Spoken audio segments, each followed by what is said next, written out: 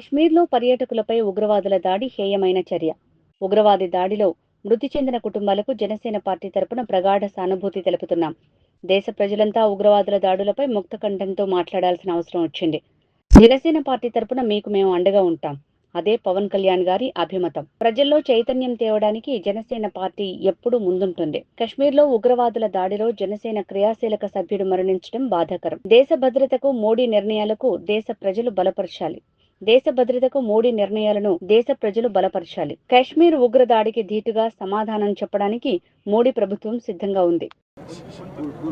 రాష్ట్ర వ్యాప్తంగా మా పార్టీ అధ్యక్షులు రాష్ట్ర ఉప ముఖ్యమంత్రి పవన్ కళ్యాణ్ గారి పిలుపు మేరకు జనసేన కార్యకర్తలందరూ కూడా మొన్న కాశ్మీర్లో జరిగిన ఉగ్రవాదుల దాడిలో మరణించిన మన భారతీయులకు వారి కుటుంబ సభ్యులకు ప్రగాఢ సానుభూతే కాకుండా మేమందరం కూడా మీతో ఉన్నాం, అధైర్యపడొద్దు, దేశమంతా ముక్త కంఠంతో ఉగ్రవాదాన్ని అణిచివేసే విధంగా మనం కలిసి ముందుకెళ్ళాలి అనే ఆలోచన పవన్ కళ్యాణ్ గారికి ఎప్పటి నుంచో మా అందరికీ కూడా చెప్తానే ఉన్నారు.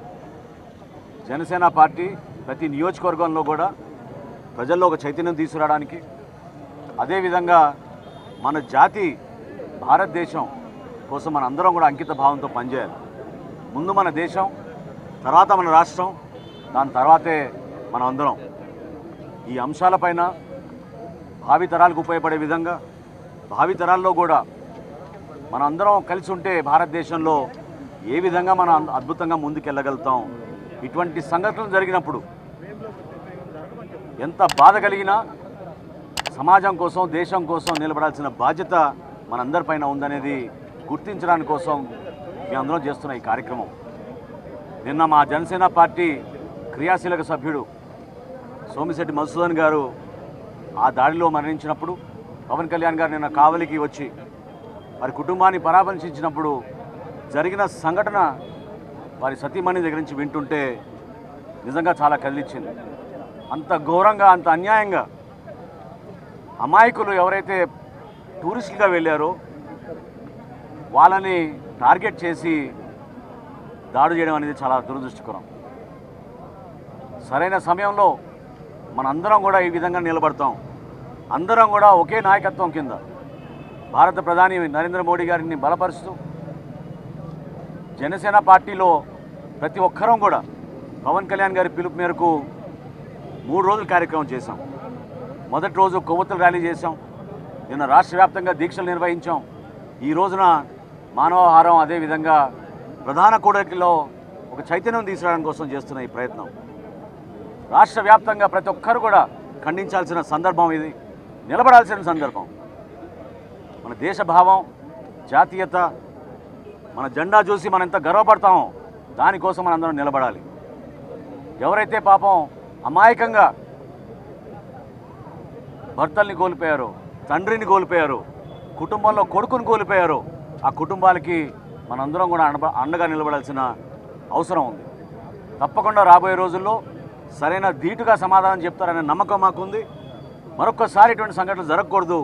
జరిగిన సంఘటనని జనసేన పార్టీ ఖండిస్తూ పవన్ కళ్యాణ్ గారి నాయకత్వంలో ఖచ్చితంగా ఈ విధంగా ప్రజల్లో చైతన్యం తీసుకురావడం కోసం ఎప్పుడు మొన్న జరిగిన కాశ్మీర్లో జరిగిన సంఘటన సభ్య సమాజం తలదించుకునేలాగా జరిగింది. భారతదేశ సమైక్యత అనేది ఎప్పుడు కూడా ఉండాలని చెప్పి భారతీయులందరూ కూడా కోరుకుంటున్నారు. మరి ఇవాళ మన జరిగిన కాశ్మీర్ సంఘటనలో 28 మంది భారతీయుల్ని తీవ్రవాదులు ఏ విధంగా పొట్టన పెట్టుకున్నారో మనం కళ్ళారా చూసాం. గతంలో ఎప్పుడు కూడా ఈ విధంగా జరగల. కేవలం పర్యాటకులు కాశ్మీర్ని చూడాలి, పర్యటించాలని చెప్పి ఒక మంచి ఉద్దేశంతో కుటుంబాలతో సహా వెళ్ళిన వారిని తీవ్రవాదులు ఆ విధంగా కాల్చిపెట్టినది మనందరికీ దిగ్భ్రాంతి కలగజేసింది. ఇవాళ భారతీయులంతా ఒకటే, భారతీయులు అన్ని మతాలు కులాలు అంతా కూడా ఒకటే, భారతీయులంతా 140 కోట్ల మంది ప్రజానికం అంతా కూడా ఒకటిగా ఉండాలి. ఎవరైతే తీవ్రవాదులు భారతీయుల మీద దాడి చేశారో వారిని ఎటువంటి మొహమాటం లేకుండా ఎట్లయినా సరే వారిని పూర్తిగా అణిచివేసే కార్యక్రమంలో మనమంతా కూడా భాగస్వాములు అవ్వాలి. ఇవాళ ప్రధాని మోడీ కానీ, అలానే మన రాష్ట్ర ముఖ్యమంత్రి చంద్రబాబు నాయుడు గారు కానీ, అలానే ఉప ముఖ్యమంత్రి పవన్ కళ్యాణ్ గారు నిన్న ప్రత్యేకంగా కావలి వెళ్ళి నిన్న కుటుంబాన్ని పరామర్శించడం, మధుసూదన్ గారి కుటుంబాన్ని, అలానే చంద్రబాబు గారు కుటుంబాన్ని, ఇద్దరు కుటుంబ సభ్యుల్ని మనం కోల్పోయాం. నిజంగా చిన్నపిల్లలు తండ్రిని కోల్పోయారు, కొడుకుని కోల్పోయారు, అన్నను కోల్పోయారు. అటువంటి కుటుంబానికి మనమంతా కూడా ఆంధ్రప్రదేశ్ ప్రతి పౌరుడు కూడా అండగా ఉండవలసిన సమయం ఆసన్నమైంది. ఇవాళ చేసే కార్యక్రమాన్ని ప్రజలందరూ కూడా తిలకించి వాళ్ళందరిలో కూడా ఒక ఐక్యతా రాగం రావాలి.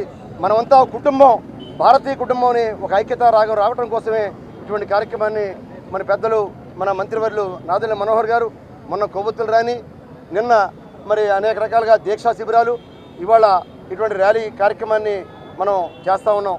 ఇవన్నీ కూడా కనువిప్పు కలగాలి. ఎవరైతే తీవ్రవాదులు ఉన్నారో మళ్ళీ వారి జన్మలో కూడా ఇటువంటి కార్యక్రమాన్ని చేయకూడదని చెప్పి మనమంతా కూడా భారతీయులంతా కూడా తీవ్రంగా ఖండిస్తూ మరి వారికి కుటుంబానికి సంతాపం తెలియజేస్తున్నాం.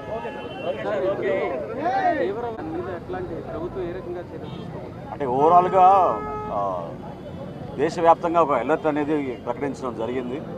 సెన్సిటివ్ ఇన్ఫర్మేషన్ ఏదున్నా కూడా తప్పకుండా నిఘా వర్గాలు, సంబంధించిన అధికారులు గౌరవ ముఖ్యమంత్రి గారి సమక్షంలో వాటిని సమీక్షించుకొని ఎవరికి ఇబ్బంది కలగకుండా ఖచ్చితంగా ప్రతి పౌరుడిని భద్రతా విషయంలో ఎక్కడ కూడా కాంప్రమైజ్ కాకుండా చూసుకోవాల్సిన బాధ్యత మా పైన ఉంది. ఆ విధంగానే మేము అడుగులేస్తాం.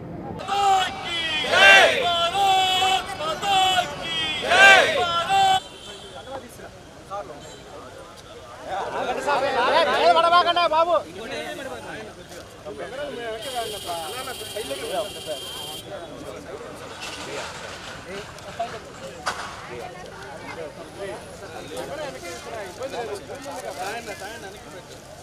తీసుకురా అన్నారు కానీ అప్పుడు అనుకు దీంట్లో